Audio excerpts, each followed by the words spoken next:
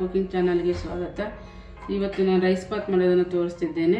ಅದಕ್ಕೆ ಬೇಕಾಗುವ ಸಾಮಗ್ರಿಗಳು: ಹಸಿಮೆಣಸಿನಕಾಯಿ, ಒಂದು ಬೌಲು ಕಾಯಿ ತುರಿ, ಬಟಾಣಿ, ಮತ್ತು ಅದಕ್ಕೆ ಮಸಾಲ ಪದಾರ್ಥಗಳು: ಬೆಳ್ಳುಳ್ಳಿ ಒಂದು 2 ಗಡ್ಡೆ, ಶುಂಠಿ ಒಂದು 2 ಇಂಚು ಚಕ್ಕೆ, 1 ಸ್ಪೂನ್ ಧನಿಯಾ, ಸ್ಪೂನ್ ಜೀರಿಗೆ, ಏಲಕ್ಕಿ 4, ಒಂದು 5-6 ಲವಂಗ, 1 ಸ್ಪೂನ್ ಸೋಂಪು, ಮತ್ತು ಒಗ್ಗರಣೆಗೆ ಈರುಳ್ಳಿ, ಟೊಮೊಟೊ, ಕೊತ್ತಂಬರಿ ರುಬ್ಬೋಕೆ ಸ್ವಲ್ಪ ಕರಿಬೇವು ಒಗ್ಗರಣೆಗೆ.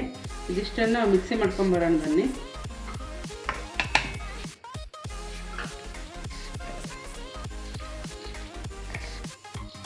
ಮನೆ ಪದಾರ್ಥಗಳನ್ನು ಹಾಕೊಳ್ಳೋಣ. ತುಂಬಾ ಚೆನ್ನಾಗಿರುತ್ತೆ ಈ ಒಂದು ರೈಸ್ ಬಾತು. ಮೊಸರು ಬಜ್ಜಿಯೊಂದಿಗೆ ತಿನ್ನಿ. ಬೆಳಗಿನ ಟಿಫನಿಗೆ ತುಂಬಾ ಚೆನ್ನಾಗಿರುತ್ತೆ. ಒಂದು ಅರ್ಧ ಟೊಮೆಟೊ ರುಬ್ಬಕ್ಕೆ ಹಾಕೊಳ್ಳಿ, ಟೇಸ್ಟ್ ಚೆನ್ನಾಗಿರುತ್ತೆ. 1 ಪೀಸ್ ಈರುಳ್ಳಿ, 1 ಎಲೆಯಷ್ಟು ಕೊತ್ತಂಬರಿನೂ ಹಾಕೊಳ್ಳಿ. ಸ್ವಲ್ಪ ನೀರು ಹಾಕೊಂಡು ರುಬ್ಕೊಂಬರೋಣ.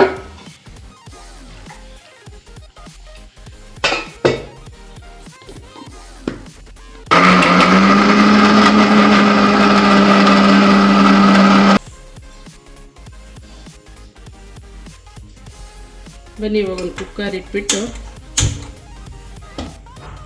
ಒಗ್ಗರಣೆ ಮಾಡ್ಕೊಳ್ಳೋಣ. 1/4 ಟೀ ಸ್ಪೂನ್ ಸಾಸಿವೆ, 1 ಟೀ ಸ್ಪೂನ್ ಜೀರಿಗೆ,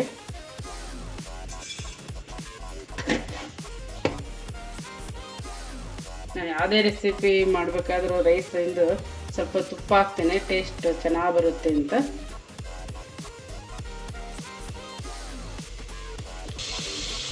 ಮಕ್ಕಳಿಗೆ ತುಪ್ಪ ಕೊಟ್ಟಷ್ಟು ಬುದ್ಧಿಶಕ್ತಿಗೆ ಒಳ್ಳೆಯದು ಅಂತ ಹೇಳ್ಬಿಟ್ಟು ನಾನು ರೈಸಿಗೆ ಸ್ವಲ್ಪ ತುಪ್ಪ ಹಾಕ್ತೇನೆ.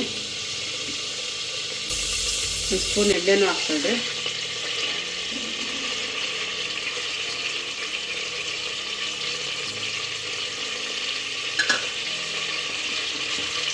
ಒಗ್ಗರಣೆಗೆ ಎಲ್ಲ ಚಟಪಟ ಅಂತ ಕೆಳಗಾದ ನಂತರ ಕರಿಬೇವು,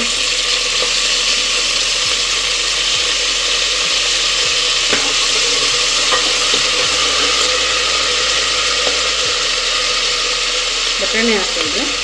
ಸೀಸನಲ್ಲಿ ಅವರೆಕಾಳನ್ನು ಹಾಕೋಬೋದು. ಚೆನ್ನಾಗಿ ಫ್ರೈ ಮಾಡ್ಕೊಳ್ಳಿ. ಬಟಾಣಿ ಪಟ ಸೇರಿದ ನಂತರ ರುಬ್ಬಕ್ಕೆ ಒಂದು ಟೊಮೆಟೊ ಹಾಕಿದ್ದೀನಿ ನಾನು. ಒಗ್ಗರಣೆಗೆ ಒಂದು ಹಾಕಿ. ಈ ರೈಸ್ ಬಾತು ತುಂಬ ಚೆನ್ನಾಗಿರುತ್ತೆ ಮಕ್ಕಳಿಗೆ, ಟಿಫನ್ನಿಗೆ.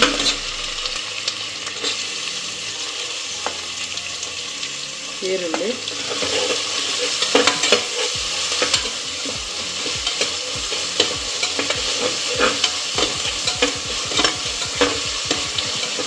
ಫ್ರೋಝನ್ ಬಟಾಣಿ ಇದ್ರೂ ಹಾಕ್ಕೋಬೋದು, ಮನೆಯಲ್ಲಿ ಇಲ್ಲಾದರೆ ನೆನೆಸ್ಬಿಟ್ಟು ಬಟಾಣಿ ಹಾಕ್ಕೋಬೋದು. ಟೊಮೊಟೊ,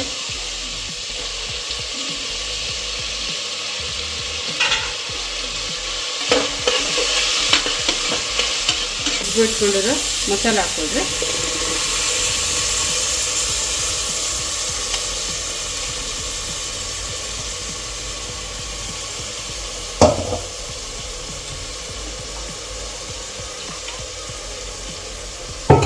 ಈ ಹಸಿ ವಾಸನೆ ಹೋಗ್ತಕ್ಕ ಇದನ್ನು ಸ್ವಲ್ಪ ಚೆನ್ನಾಗಿ ಫ್ರೈ ಮಾಡ್ಕೊಳ್ರಿ. ಜೀರಾ ಮಸಾಲೆನ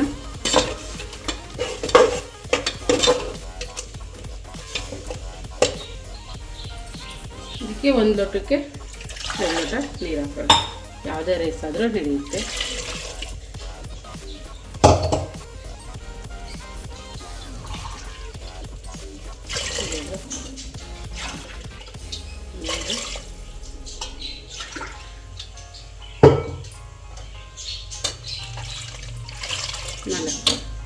ರುಚಿಗೆ ತಕ್ಕಷ್ಟು ಉಪ್ಪು.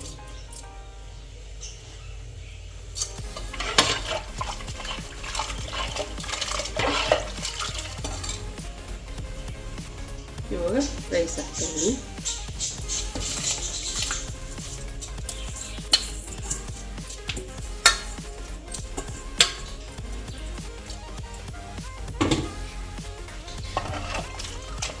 ಇದು 2 ವಿಷಲ್ ಬಂದ ನಂತರ ಇದು ಹೇಗಾಗಿದೆ ಅಂತ ತೋರಿಸ್ತೀನಿ. ಇದನ್ನು ಮೊಸರು ಬಜ್ಜಿಯೊಂದಿಗೆ ತಿಂದ್ಕೊಳ್ಳಿ, ತುಂಬಾ ಚೆನ್ನಾಗಿರುತ್ತೆ. ಈಗ ಕುಕ್ಕರ್ ಕ್ಯಾಪ್ ಕ್ಲೋಸ್ ಮಾಡ್ತೀನಿ. 2 ವಿಷಲ್ ಆದ ನಂತರ ತೋರಿಸ್ತೇನೆ.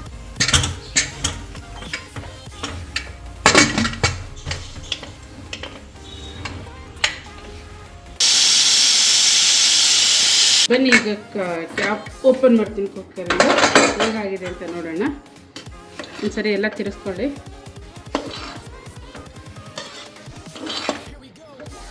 ನೋಡಿ, ತುಂಬ ಚೆನ್ನಾಗಿದೆ. ಮೊಸರು ಬಜ್ಜಿಯೊಂದಿಗೆ ತಿಂದ್ಕೊಳ್ಳಿ. ಈ ರೈಸ್ ಬಾತನ್ನು ಮೊಸರು ಬಜ್ಜಿಯೊಂದಿಗೆ ತಿಂದ್ವಿ. ಈ ವಿಡಿಯೋ ಇಷ್ಟ ಆದಲ್ಲಿ ಲೈಕ್ ಮಾಡಿ, ಶೇರ್ ಮಾಡಿ, ಕಮೆಂಟ್ ಮಾಡಿ. ಮತ್ತೆ ಮುಂದಿನ ವಿಡಿಯೋದೊಂದಿಗೆ ಸಿಗೋಣ. ಧನ್ಯವಾದಗಳು.